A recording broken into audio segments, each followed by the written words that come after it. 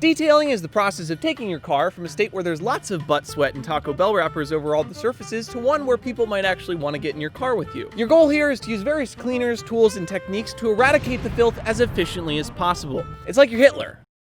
No.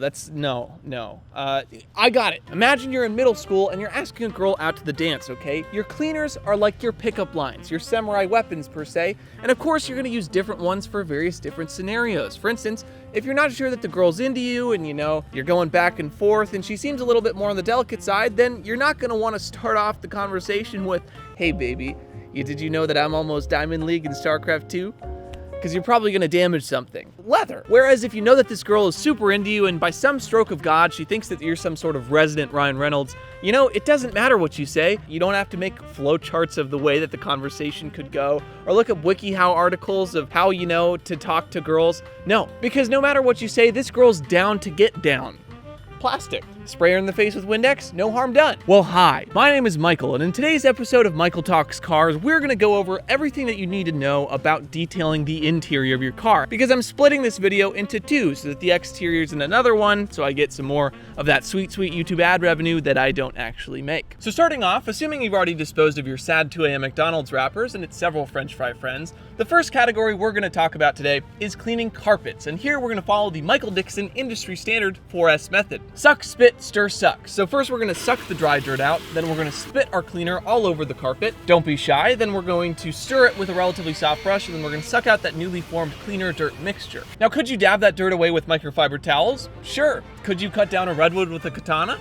Sure, but in either case, your life's gonna suck, it's gonna take a while, and you're probably gonna get mediocre results, which you probably have enough of that in your life already, so best to avoid any more. Now, as for what cleaner to use here, I'm just using a good fabric cleaner off Amazon. You can look at reviews for this, since it is the 21st century. And don't box your solutions into just car products either, since really good fabric cleaners already exist, and you hopefully already use them regularly. If you do use laundry detergent though, just make sure to dilute it quite a bit with water, and regardless, I usually do my last spit suck cycle with just water to remove the rest of the cleaner. One other note, dog hair generally acts like a husband in Home Depot. Really stubborn and doesn't want to come out, so to get it out, you might need a brush like this one. So basically just a piece of rubber. Next up, seats. And the first thing we're gonna wanna do here is brush away all of the McNugget crumbs, because otherwise they act like ass-powered sandpaper on your seats as you're sitting down. Then we diverge based on the type of seat you have. So for cloth seats, we're going to follow the same 4S method using the same cleaner, except that we're gonna be especially mindful to not get them too wet or scrub too hard or tell them your political views, since in general they're more delicate than carpet is. Headliners are actually the most delicate though, so be especially mindful to not get them wet, otherwise you might become that friend who has 30 tacks holding his up. I'm sorry, Ian, I had to do it. Leather is different though, so what you'll do here is apply a dedicated leather cleaner to your concentrated leg sweat stains, scrub it like you're writing calligraphy, wipe it like you don't know what calligraphy means, and then once you're satisfied with the look, seal it all in with a dedicated leather conditioner. Now, you might be tempted to skip this last step so you can afford more anime stickers, but I would say don't, because just like skipping leg day, it's only gonna lead to sadness and a decreased lifespan, so unless you want seats that are cracking in 3 years, I wouldn't. After you've done this, you should have a great before and after shot of how dirty of a person you are, and if there's any dirt that you can't quite get out, you can always rent the Mom's Clothes Steamer DLC to, open the pores of the leather for easier cleaning. On to plastics, and what I found here is that while you might think that all of the all-purpose cleaners and plastic cleaners work the same, some definitely outperform others.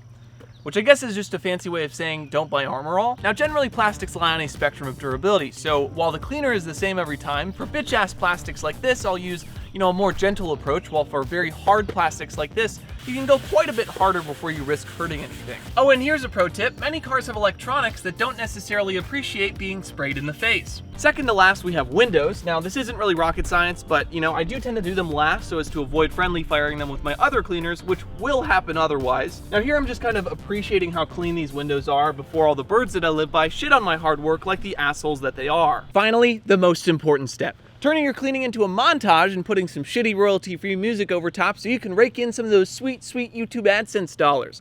And also so you can better fool the rest of the world into thinking that you always lived like this. You dirty bastard.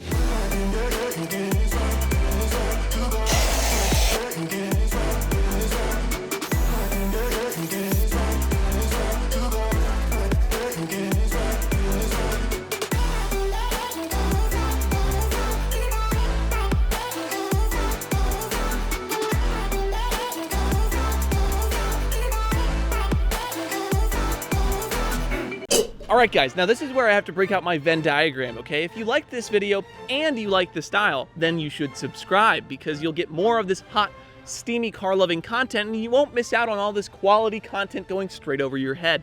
Now, if you just like this video, but you don't like the style, then you could just smash the like button, because it helps the YouTube algorithm, something like that. See you guys next week. Love you guys. Bye.